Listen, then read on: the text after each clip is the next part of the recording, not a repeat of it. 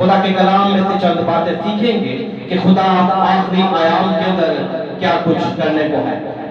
ہم خدا کے پاک کلام میں سے دیکھیں گے دانیل نبی کی کتاب، اس کا دوسرا باب اور اس کی 2 آیات دیکھیں گے ہم، 34 اور 35 آیات۔ دانیل کی کتاب، اس کا دوسرا باب، اس کی 34 سے 35 آیات۔ خدا کے پاک کلام میں یوں لکھا ہے، تو اسے دیکھتا رہا یہاں تک کہ ایک پتھر ہاتھ لگائے بغیر ہی کاٹا گیا اور اس مورت کے پاؤں پر جو لوہے اور مٹی کے تھے لگا اور ان کو ٹکڑے ٹکڑے کر دیا۔ تب لوہا اور مٹی اور تانبا اور چاندی اور سونا ٹکڑے ٹکڑے کیے گئے اور تابت پانی کھلیان کے بھوسے کی مانند ہوئے اور ہوا ان کو اڑا لے گئی یہاں تک کہ ان کا پتہ نہ ملا، اور وہ پتھر جس نے اس مورت کو توڑا ایک بڑا پہاڑ بن گیا اور تمام زمین پر پھیل گیا۔ خدا ان کے پاک کلام کے پڑھے سنے اور سمجھے جانے پر خدا ان کی برکت ہو۔ جب ہم دانیل نبی کی کتاب اور اس کے دوسرے باب کا مطالعہ کرتے ہیں تو بائبل مقدس یوں بیان کرتی ہے کہ نبوکدنصر جو بابل کا بادشاہ تھا، عراق کا قدیم نام بابل ہے اور یہ عراق کا بادشاہ ہے، اور اس نے اپنی سلطنت کے دوسرے سال میں ایک خواب دیکھا، اور جب اس نے خواب دیکھا تو اس کا دل نہایت گھبرایا اور اس کی نیند جاتی رہی۔ تو اس نے حکم کیا کہ تمام کسدیوں کو، نجومیوں کو، جادوگروں کو اور جتنے بابل کے اندر حکیم ہیں جو حکمت رکھتے ہیں انہیں میرے حضور حاضر کیا جائے۔ تو اس نے جب وہ سب آ گئے تو ان سے کہا کہ میں نے کچھ خواب دیکھے ہیں اور میری جان بےتاب ہے تاکہ میں اس خواب کی تعبیر کو جان سکوں، اس خواب کو دریافت کر سکوں کہ اس کا مطلب کیا تھا۔ تو نجومیوں نے اور کسدیوں نے بادشاہ سے آرامی زبان میں عرض کی کہ بادشاہ اب تک جیتا رہے تو ہمیں خواب بتا تو ہم اس کی تعبیر کریں۔ لیکن بادشاہ نے کہا کہ میں تو حکم دے چکا ہوں کہ اگر تم میرا خواب نہ بتاؤ اور اس کی تعبیر نہ کرو تو تمہیں ٹکڑے ٹکڑے کیا جائے اور تمہارے گھر مقبرہ ہو جائے، لیکن اگر تم میرے خواب کو اور اس کی تعبیر کو بتاؤ گے تو مجھ سے صلہ، عزت اور بڑا انعام حاصل کرو۔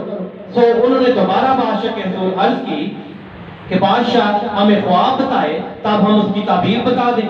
تو اس نے کہا کہ میں جانتا ہوں کہ تم بات ٹالنا چاہتے ہو، جب تک تم مجھے خواب نہیں بتاؤ گے میں کس طرح جان سکتا ہوں کہ تم اس کی تعبیر درست کر سکتے۔ تو میں حکم دے چکا ہوں، اب تم نے خواب بھی بتانا ہے اور اس کی تعبیر بھی بتانی۔ تو جادوگروں نے اور نجومیوں نے اس سے عرض کی کہ آج تک کوئی ایسا حاکم، کوئی ایسا بادشاہ نہیں آیا جس نے اس طرح کی بات کی، بلکہ بادشاہ ہمیں خواب بتاتے ہیں تب ہم اس کی تعبیر کرتے ہیں۔ لیکن اس نے غصے کے اندر یہ حکم دے دیا کہ بابل کے اندر جتنے بھی حکیم ہیں ان سب کو قتل کر دیا جائے۔ جو لوگ مقرر کیے گئے کہ وہ حکیموں کو قتل کرے، وہ دانیل اور اس کے رفیقوں کو یعنی صدرک، میثق اور ابدنجو کو بھی ڈھونڈنے لگے۔ اور جب دانیل تک یہ بات گئی تو اس نے اریوب سے جو سردار تھا اس سے پوچھا کہ بادشاہ نے ایسا سخت حکم کیوں دیا؟ تو اس نے دانیل کو بتایا کہ بادشاہ کا یہ سوال ہے جو کوئی پورا نہ کر سکا، تو اس لیے بادشاہ نے یہ حکم دیا۔ تو اس نے کہا کہ مجھے بادشاہ کے حضور لے چل، اور اس نے بادشاہ سے مہلت مانگی کہ اگر بادشاہ مجھے مہلت دے تو میں اس کا خواب اور اس کی تعبیر بتا دوں۔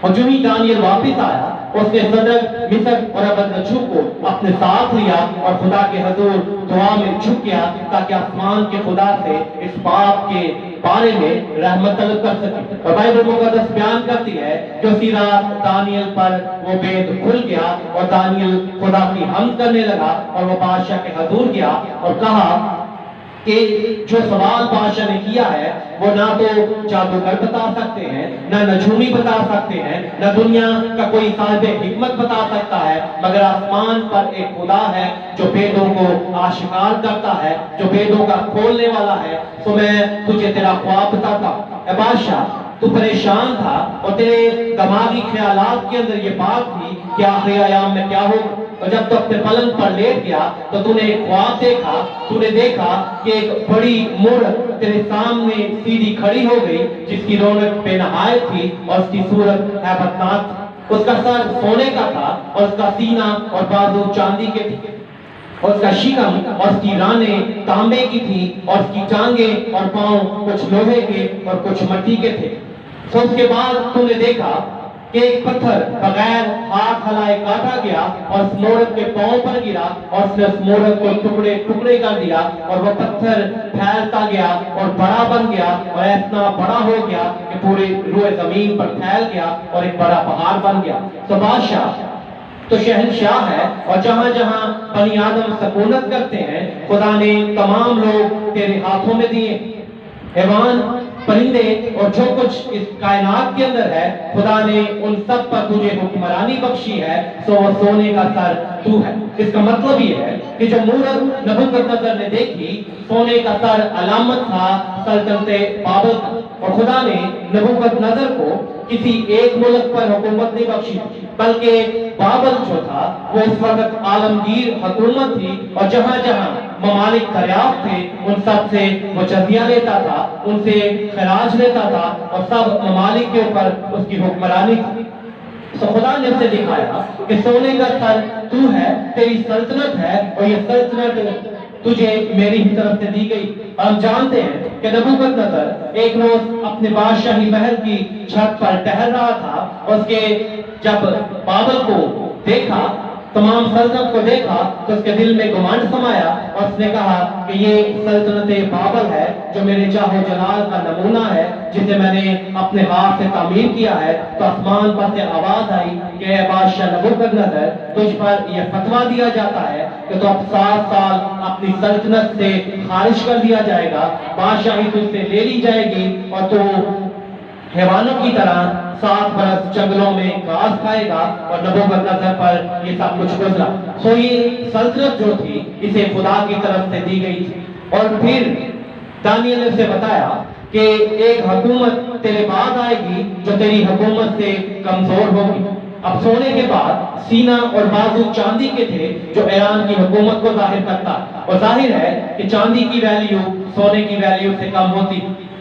तो जब नबूकदनेस्सर मर गया तो इसकी जगह इसका बेटा बेलशस्सर बादशाह बन गया। और बाइबल मुकद्दस के अंदर लिखा है कि एक रोज इसने अपने तमाम उमरा को, नाज़लों को, अपनी बीवियों और हुर्मों को जमा किया और एक बड़ी ज़ियाफत की। और इसने हुक्म दिया कि मेरा बाप नबूकदनेस्सर यरूशलेम के अंदर से जो हैकल के सोने के ज़रूफ लेकर आया था वो बाहर लेकर आओ। और इन्होंने उसके अंदर महख्वारी की। और बाइबल बयान करती है कि जब ये महफारी कर रहे थे और बुतों की हमद कर रहे थे तो एक हाथ की उंगलियां जाहिर हुई और एक दीवार पर एक नविश्ता लिखा गया जिसे कोई पढ़ ना सका।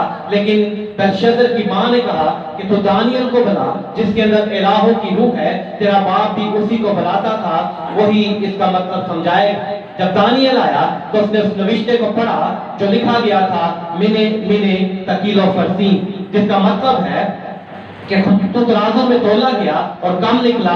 खुदा ने तेरी ममलिकत का हिसाब किया और उसे तमाम कर डाला। और बाइबल मुकद्दस के अंदर लिखा है कि उसी रोज बेलशस्सर तलवार से कत्ल किया गया। अब ईरान जो था ये बड़ी देर से बाबल की हुकूमत पर, उसके तख्त पर निगाहें लगाए हुए था। तो बाबल जो था एक बड़ा मजबूत शहर था। नबूकदनेस्सर ने इसे बड़ा खूबसूरत तामीर किया था और इसे इतना मजबूत बनाया था कि इसे कोई पता नहीं कर सकता।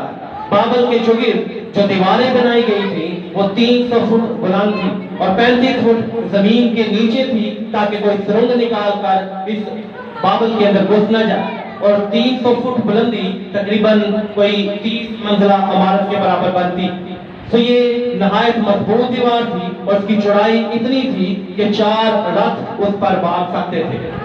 तकरीबन 84 फुट इसकी चौड़ाई थी। तो कोई इस मुल्क को फतह नहीं कर सकता था, लेकिन दरियाए फरात बाबल के अंदर से होकर गुजरता था और अंदर ही से लोगों को मिलाया गया और जो पानी के अंदर फाटक लगाए गए थे उन्हें खुला छोड़ा गया। और ईरान की अफवाज जब दानियल इस नविश्ता का मतलब समझा रहा था अंदर आ चुकी थी और उसी रोज बेलशस्सर कत्ल किया गया। और दारा मादी जिसका ताल्लुक ईरान से था उसने सल्तनत की बागडोर को संभाला।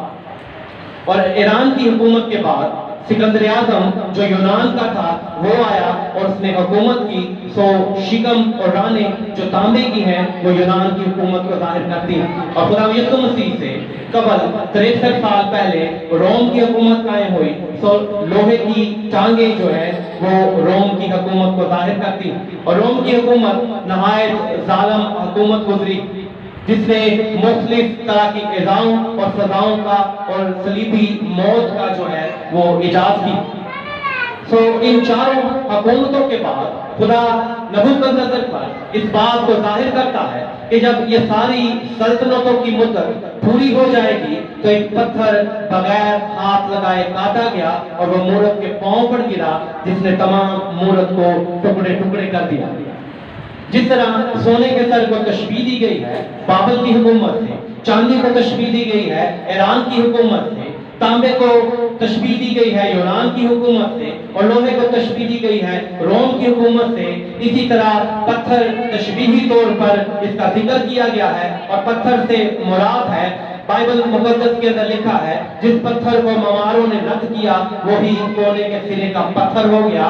जो इस पत्थर पर गिरता है टुकड़े टुकड़े हो जाता है, और जिस पर ये पत्थर गिरता है वो उसे पीस डालता है। और इस पत्थर से मुराद मेरे और आपके मुनज्जी खुदा यीशु मसीह की जात है, जो इस दुनिया के अंदर जब दोबारा आएंगे तो तमाम हुकूमतों को, सल्तनतों को वो खत्म कर देंगे और एक ऐसी हुकूमत कायम करेंगे जो ताबद नेस्त ना हो, जिसकी बाबत यसाया ने कहा कि हमारे लिए एक लड़का तवल्लद हुआ और हमें एक बेटा बख्शा गया, सल्तनत उसके कांधे पर होगी और उसका नाम अजीब, मुशीर, खुदाए कादर, अब्दियत का बाप और सलामती का शहजादा होगा। वो अदालत और सदाकत से उसे कयाम बख्शेगा और रब्बुल अफवाज की गयूरी ये करेगा। और जिब्राइल जब मुकद्दस मरियम के पास आया तो उसने बताया कि तेरे बेटा होगा, वो खुदा ताला का बेटा कहलाएगा, बुजुर्ग होगा और खुदा उसके बाप दाऊद का तख्त उसे देगा और उसकी बादशाही का कोई आखिर ना होगा। तो खुदा दानियल पर और नबूकदनेस्सर पर इस बात को जाहिर करता है कि दुनिया के अंदर 4 आलमगीर सल्तनतें जाहिर होगी और उसके बाद बहुत सी छोटी छोटी सल्तनतें कायम होगी। लेकिन जब खुदा यीशु मसीह इस दुनिया के अंदर आएंगे तो तमाम सल्तनतों का खात्मा कर देंगे और एक अब्दी सल्तनत को कायम करेंगे। आज मज़ाहब और अक़वाम इस बात का दावा करते हैं कि खुदा यीशु मसीह जब इस दुनिया के अंदर आएंगे तो वो किसी और नबी की पैरवी करेंगे। लेकिन कान खोल कर सुन लीजिए, बाइबल बयान करती है कि खुदा यीशु मसीह जब दोबारा इस दुनिया के अंदर आएंगे तो इस दुनिया का इंसाफ करेंगे, वो मुनसफ होंगे, बादशाहों के बादशाह और खुदावंदों के खुदावंद होंगे और तमाम सल्तनतें यीशु मसीह को दे दी जाएंगी। और चाहे कोई नबी हो, चाहे कोई पैगंबर हो, चाहे कोई रसूल हो, वो यीशु मसीह के आगे झुकेगा, क्योंकि बाइबल एलानिया कहती है कि हर एक घुटना उसके आगे झुकेगा, खा आसमानियों का हो, खा जमीनियों का, खा जमीन के नीचे रहने वाले जो मखलूक है उनका हो, और हर एक जुबान इकरार करेगी कि यीशु ही खुदावंद है। आज जो लोग, जो कौमें, जो मज़ाहब यीशु मसीह को रद्द करते हैं, जो दुनियावी पावर को लेकर अपने दिलों के अंदर घमंड करते हैं, वो सब उसकी आमद की तजल्ली को बर्दाश्त नहीं कर पाएंगे। और बाइबल मुकद्दस के अंदर लिखा है कि उस रोज बड़े बड़े फौजी सरदार और सूर में जब यीशु मसीह की आमद को देखेंगे तो पहाड़ों और टीलों से कहेंगे कि हमारे ऊपर घिर पड़ो और हमें बढ़ा के गजब से बचा लो। तो मेरे अजीजों, खुदा जाहिर करता है कि जिस तरह मेरी नबूवत के मुताबिक, मेरे कलाम के मुताबिक बाबल की हुकूमत आई, ईरान की हुकूमत आई, यूनान की हुकूमत आई, रोम की हुकूमत आई, इसी तरह मैं आखिरी आयाम में एक ऐसी हुकूमत को बर्पा करने को हूँ, एक ऐसी सल्तनत को क़याम देने को हूँ जिसका खात्मा नहीं होगा और उसका बादशाह हमारा खुदा यीशु मसीह होगा। और जो लोग उस पर ईमान रखते हैं, जो उसे अपना शख्सी नजात दहिंदा, अपना आका, अपना बादशाह मानते हैं, और सबों को अपने साथ नए शहर यरूशलेम के अंदर रखेगा, जहाँ ना रोना होगा, ना मातम होगा, ना आहो नाला होगा। और जो खुदा यीशु मसीह को रद्द करते हैं, उसकी हकीकी पहचान नहीं रखते, उसके हकीकी मकाम को नहीं जानते, वो सब खुदा के चेहरे से दूर किए जाएंगे اور ان کا جو مقام ہوگا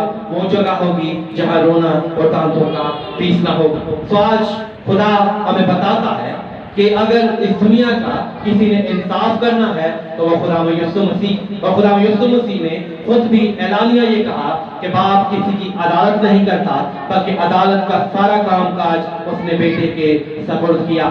آج مسیحیوں میں سے کچھ لوگ ایسے ہیں جو اور شخصیات کے اوپر توکل کرتے ہیں کہ وہ ہماری شفاعت کر سکتے ہیں، وہ ہمیں بچا سکتے ہیں، وہ ہمیں چھڑا سکتے ہیں، لیکن بائبل مقدس اعلانیہ کہتی ہے کہ ہمارا ایک ہی درمیانی ہے، ہمارا ایک ہی شفاعت کرنے والا ہے، یسوع مسیح جو باپ کے داہنے ہاتھ بیٹھا ہے اور ہماری شفاعت کرتا ہے، اور وہی اس دنیا کی عدالت کرنے کو ہے، وہی اس دنیا کا انصاف کرنے کو ہے۔ اس کے علاوہ کوئی ایسی شخصیت نہیں جو اس دنیا کے اوپر حکومت کرے یا اس دنیا کا انصاف کرے۔ تو میرے عزیزو، خدا نے ہمیں پیشتر سے کہ یہ باتیں وقوع میں آئیں، خدا نے ہم پر ان باتوں کو ظاہر کیا ہے تاکہ ہم پیار رہ سکیں، پیاری کر سکیں اور خدا کی حقیقی پہچان کو پا سکیں۔ تو آج ہمیں ضرورت اس بات کی ہے کہ ہم خدا کے کلام کے اندر جھانکیں تاکہ ہم مستقبل کی بابت جان سکیں اور اپنے مستقبل کی بابت جان سکیں کہ ہم کس طرح ہمیشہ کی زندگی کو حاصل کر سکتے ہیں اور کس طور سے ہم رد کیے جا سکتے ہیں تاکہ ہم اپنی زندگیوں کو خدا کے کلام کے مطابق گزاریں۔ خدا ہم اپنے کلام کے وسیلہ سے ہم سب کو برکت دے۔